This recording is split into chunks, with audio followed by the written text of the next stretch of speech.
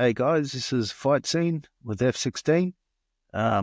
Today I'm really excited to introduce our interviewee today. Got the pleasure of having Lolo Heimuli on the show today. I might not look it, but I'm pretty excited. Amazing man, done amazing things in the sport. It's like he's the veins that carry the blood through this country with kickboxing, Muay Thai, and boxing. Yeah, remember hearing something that never put your heroes up on pedestals because you just work out that they're just human beings as well. But yeah, it's hard not to put Lolo up on a pedestal. So I hope you enjoy, guys. How old are you now, Lolo? I'm 64. 64. Oh, yeah. Old bugger. But you're still involved in the kickboxing or boxing? Yeah. Still going, bro. But now it's slowly teaching our guys as well as my young guys to get around more, have a little bit more time for myself. Oh man, you've done some amazing things with the sport. Thank you. You've produced many champions, but not just that. Like, I know you care about the person and the heart, and I think you've touched many human beings' lives through this sport. Friends, I do know it takes a big toll. It takes a lot of time and energy and sacrifice for your own personal life. No, that's good that you're taking time out for yourself and for your family. I've done a bit of an introduction before, Lolo, but just for people that don't know who you are, and I don't know half the things you've done because I'm an Aussie, but I was lucky enough to come over here in year 2000, and I fought over here, and then met you. And a lot of us fighters, we're like that. We can get very enclosed in our minds, but then there's, you meet other people doing amazing things. So some of the people that I looked up to in the 1990s, were like the Briggs family and the Briggs brothers and their father Dave. You came over to Australia. What year did you come over? the team I took over to Australia was one of Dave Briggs' promotion in 1992. 92. 90. Yeah. Who fought on that show? Do you remember? I brought in Ray Sefo. He couldn't get a fight. I brought in my young brother Tom, John Conway, a guy called Owen Arapai. Yeah. Jayson Vemoa. Yeah. Jace, yeah. It was some of those guys faced to Australia. Yeah. When you talk about half of the thing you don't know about me, I actually got recognized more in Australia than here. Really? The Fist and Feet magazines and Oscillation Fighting Art was writing good stories. Yeah. And then I got they got a award with the International Kickboxing magazines. Yeah. The social media here, you get recognized for little things that we do around the gym in the community. But I think got recognized, even Lucy Tui with the WK and WKPA. Yeah, WKBA. I got a South Pacific Coach Manager of the Year one time. I think it was 1998. Never really had a major recognition here. At the time, it was about 80% of them in Australia. Yeah, right. I mean, it was nice, but it was nice to get a recognition, and yeah, we love doing anyway. So yeah, like you've developed so many champions. I'll rattle off a few names that I know of. So Ray Sefo, Jayson Vemoa, John Conway, Doug Vinney, the Waikato Warrior, George Castro. And then you've aimed at Jacob Farani. Had a really good fight with Paul Briggs and that one. Yeah. All right. That was, yeah. All right. And we'll talk about about Ray for a little bit. Like, he's like a superstar in Japan, you know? Yeah. And does he still live in Japan? No, it's actually Ray is over the US now. He was the president of PFL, Professional Fighting League. They just bought Bellator and probably the number 2 to UFC MMA in America or probably around the world. Uh, do you remember the date, the year that you went over to the K1 with Ray? Yes. We send a lot of stuff to Japan when we hear about the K1. And of course, Ray was only a cruiserweight, fights cruiserweight, light heavyweight, Oh, he right. starved and dehydrated to even make light heavyweight. Yeah, right. Yeah. Ongoing fight promotion in Hong Kong organized by my coach, Sefo Philip Lam.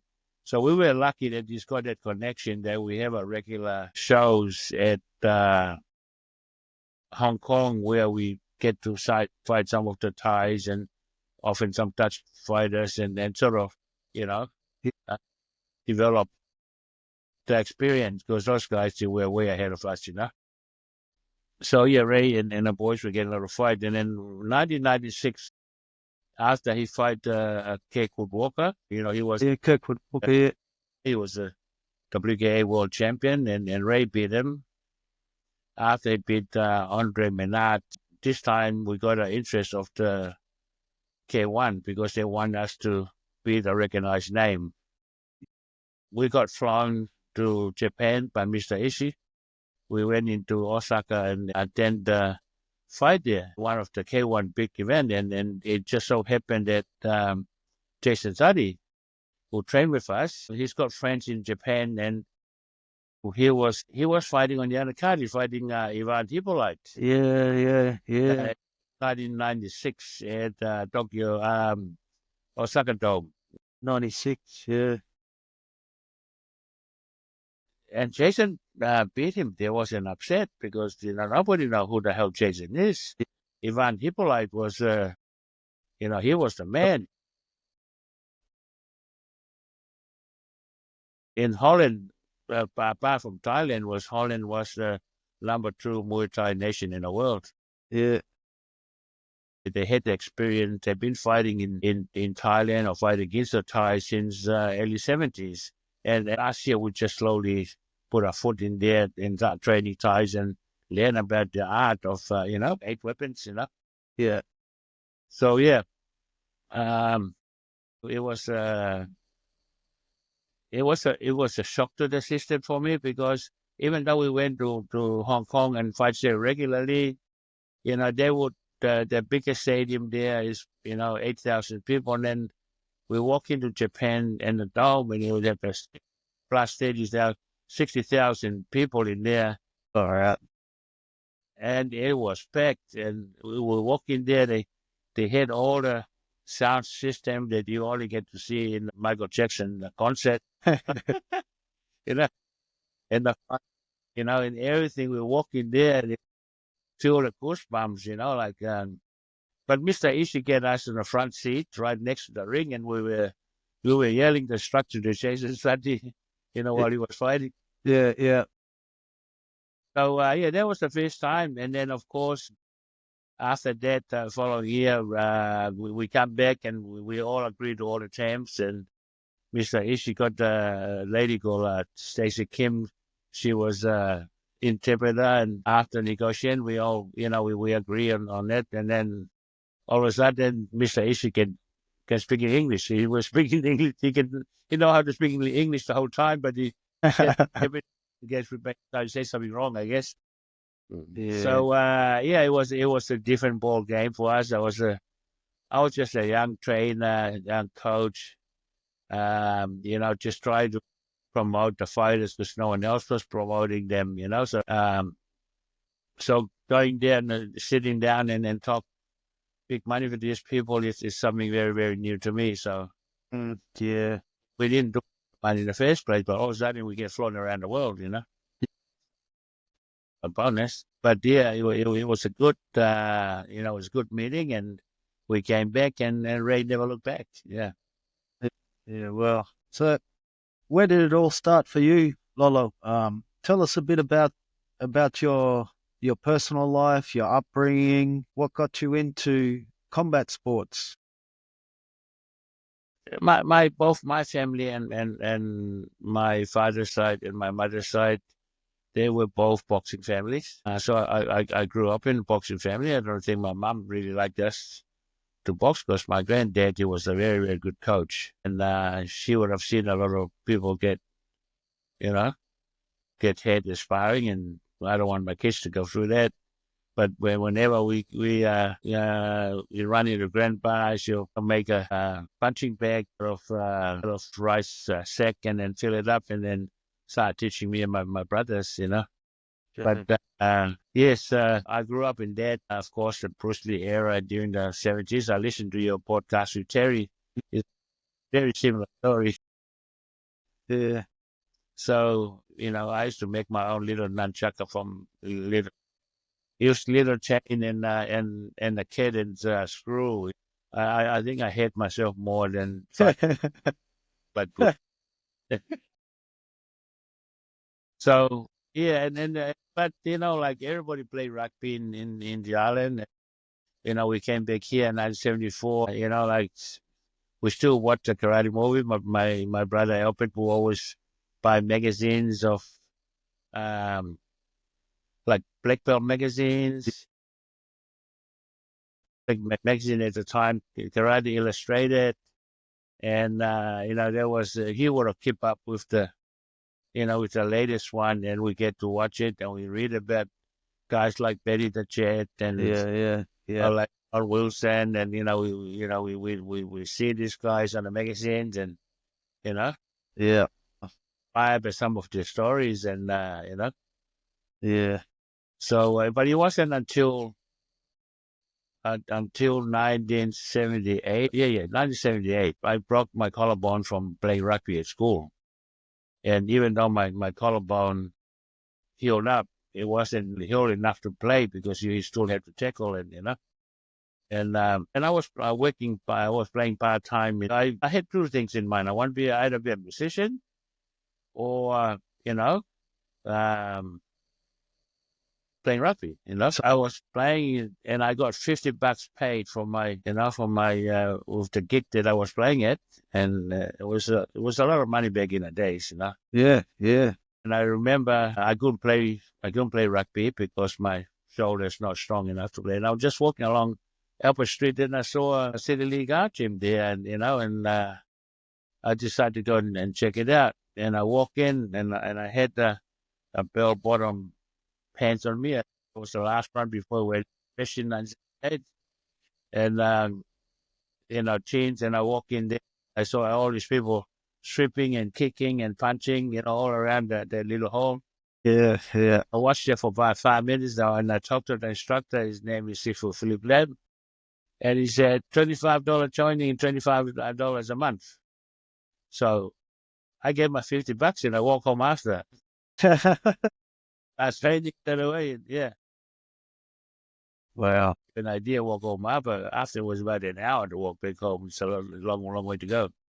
But yeah, I regretted that decision. Them movies and magazines have got a lot to answer for, eh, Lolo? Yes, Terry's your podcast with Terry. I mean, Terry is probably the most rounded martial artist. Good. This is, like when you start to know guys like Terry in the 80s, Yeah. Terry was already doing everything. He was doing boxing, wrestling, jiu-jitsu, karate, kickboxing, Muay Thai. He was the only one who was actually doing, and he would save his money to go to China for more land. He's the true martial artist. Okay, Yeah. he tried everything that most of us don't really, you know. So when he told me that you talked with Terry, I had to listen and couldn't get enough of Yeah. it. Yeah, I think, what was it? The International Kickboxer, when they done articles on you, Lolo, and we'll talk a little bit about another reason why you had an impact on me personally is like the photos that they had in the International Kickboxing magazine, and all your fighters had CIOS on their shorts. Mm. And I met another bro that I trained and lived with for a while, Marco Spain, Yeah. and I said, "Hey, Narco, what's that on their shorts?" And he's like, "Oh, it stands for Christ is our Savior." And I'm like, so I wasn't a Christian at that time, but my mum was. She tried to get me to go to church, but yeah, I'm like, nah. But then I seen like all these champions and everything, and they got Christ is our Savior on their shorts. Yeah, it blew my mind. Mm. And then later on, my own journey, I come to a faith in Christ. About. Yeah, yeah, and but yeah, I think you're a bit of an innovator, Lolo. Thank you.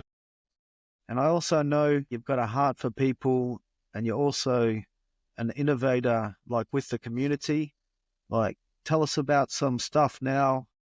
We spoke when I came to New Zealand a couple of years ago. We spoke a little bit about what you're doing, and can you tell us more about what you're doing in the community with the kids? And Yeah. I'll tell you how the gym started.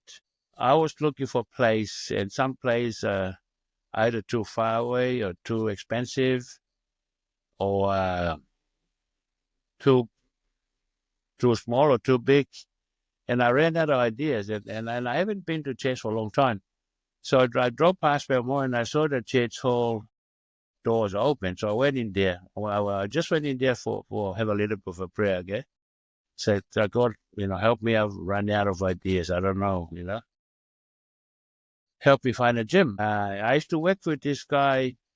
His name is John Merrick. God bless his soul. He just passed recently. I came out and we were both working in a place called Red Rubber, and he was in a running club, marathon running club. But I go run with them during lunchtime to prepare me for my fights, So, and I came back and the place was shut down. And this was a few years later. And when I was praying and I came out, the first thing I saw was John. I said, "Hey, John, hi, mate." So yeah, you still doing your Bruce Lee stuff? Because I would run with their marathon team. Like they had a social running club, and I was running with them yeah, for my fight. They were running to compete at running. yeah, yeah, Yes, I am, John. I am. I am, and I'm looking for a place. And he paused for a while. I said, "Look, would you come and have a look at this place?" So yeah, yes, of course. So we walk around the church hall and then went downstairs and we walk into this place. It was only about 100 square meters, but it was, or less than 100 square meters. They have all sort of rubbish in there, like mattresses and old furniture. It's a place where the parishioners take all their chunk to donate to the church, but it was been there for so long. yeah, It's all, And I said, if you can clean this up, you can have it. I'll talk to Father Ward, and we can make arrangement for yeah, some sort of koha or rent yeah, to the church. And I said, okay. So I ring up my friend Tojo. He was one of the managers at the place I was working at, to borrow the company truck. So we came back and we were just a friends and family. We put all the chunks in there on a truck and took it to the dump. What amazingly, after Shannon, when we finished, they already had balls there in the corner for boxing rope for ropes, boxing ring. Have yeah, one hanging up for the. It was already a boxing gym, a fighting gym. yeah, Back in the days, the Marist Brothers Catholic school, they had boxing as part of the sports option in all the Catholic school. yeah, yeah, It was already a boxing gym. yeah. Here I asked God for anything that I get it. I asked for gym and I got it. It yeah, was already there. So after we cleaned up, we found it was a gym. They had a toilet, female and men, which is very unusual because back in the days that they don't have women boxing. They already had a female toilet and a male toilet. Change room. Yeah. It Wow. was perfect, you know. It was pretty much handed to us. God gave it to us. So. Yeah. And this was Yeah. Monday, the 19th of October, 1987. Okay, Wow. 87. Yeah. A Godfather Award to bless the gym, and we open it on following Monday, which is 20th of October. Okay, but this was on a Monday earlier. Okay, and anyway, 37 years later, you know, we are different place now because Earthquake. there's an earthquake, you know, and you know it's too dangerous to use it for, you know. But anyway, that's how it is. And my wife and I, we married for nearly 14 years. You know, we didn't have any children. And then we have Lolo Jr. You know, with grace of God, we now got 2 boys. And guess what? Lolo was born on the 19th October 2004. There was Oh, wow. they Hey. that yeah. Hey. So how's that for coincidence? Yeah. So, tell us a bit about the program that you do with the young ones. Yes, we run a lot of program at the moment. Now we're running a kids program. I take the kids classes, especially myself. So, but we also do anti-bully drilling and leadership, little practical life skills. You know, Yeah. and Yeah. we, you know, Yeah. that's my baby. That's the program that you know, I want to share. You know. To everyone or different region, you know, because I'm too old to flying in camp in Thailand for months or camping. I don't want to do that anymore, you know. I'll help a professional fight. I get asked all the time to work pro fighters. I still do, but you know, going overseas and all the long camp and stuff, I can't do that anymore. You know? Well, I'll tell you a funny story. When I came over, Jayson Suttie brought me over. I can't remember what year it was. Up in Auckland. Yes, I saw your fight there. Yeah. The Yeah. at St. James Theatre, right, at Queen Street. Yeah. Yeah. Yeah, Yeah. And impressed, bro. I wasn't. Yeah. I remember how tough you are. You never take a backward step. Yeah. Yeah. I was pretty. I was upset. I trained hard, and but I lost fair and square, and that's the fight game. But it was funny. My dad flew over to come and watch that fight. You know, he used to work overseas in the mines up in Indonesia. You know, for me and my brothers, he didn't spend much time with us. You know, but he did. He come and watched that fight. I was happy.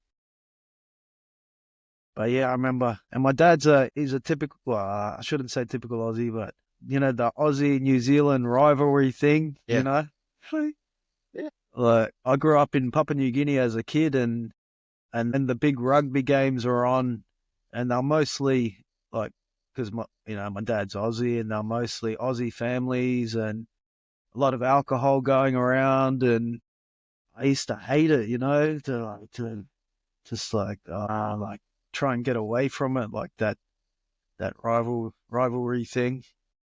But anyway, my dad came over, and he was walking, walking in the auditorium, and full of big Māori boys, eh?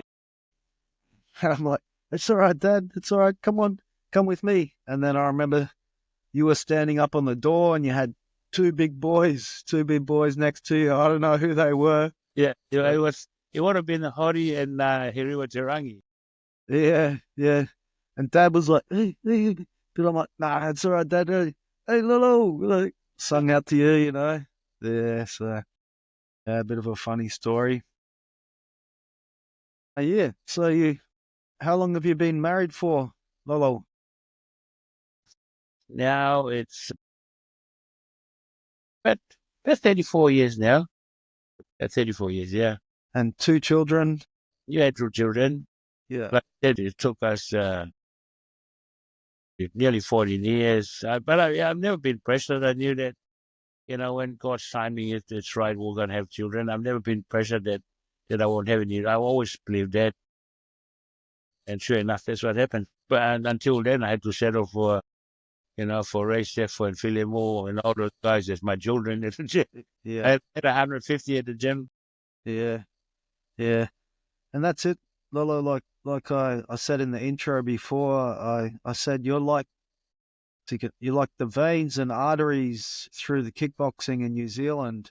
Like I see on social media, like people just have got so much respect for you and love for you. Like you've touched a lot of people's lives, and I'm sure it goes further than people that are still in the sport.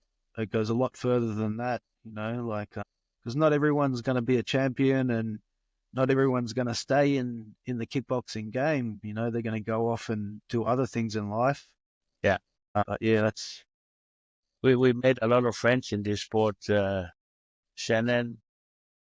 And, it's funny, a lot of people looked up as the fight game is a brutal sport. I've met some of the best people in the world in the sport, Hey guys, I hope you liked part 1 with Lolo. Hang out for part 2. But before that, please like, share, and subscribe. Thank you.